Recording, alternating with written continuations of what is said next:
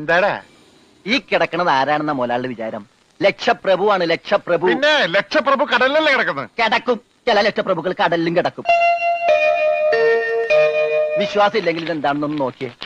ഇതെന്താണെന്ന് അറിയാമോ? ഇത് കല്ലാസ്. കല്ലാസല്ല, കള്ളാസ്. അവന്റെ പോക്കറ്റിൽ നിന്ന് കിട്ടിയതാ. അവന് കിട്ടാനുള്ള തുകയുടെ ലിസ്റ്റാണിത്. ലക്ഷങ്ങൾ വരും, ലക്ഷങ്ങൾ. ഇവന്റെ മുഖം കണ്ടാൽ അറിഞ്ഞൂടെ ഇവൻ ചിക്കിലുള്ള വീട്ടിലെ പയ്യനാണെന്ന്. ഇവനെ രക്ഷപ്പെടുത്തിയ പകൽ ഒരു 5 ലക്ഷം രൂപ നമുക്ക് വാങ്ങിച്ചെടുത്തൂടെ? ആരോട് മേടിക്കും? അവന്റെ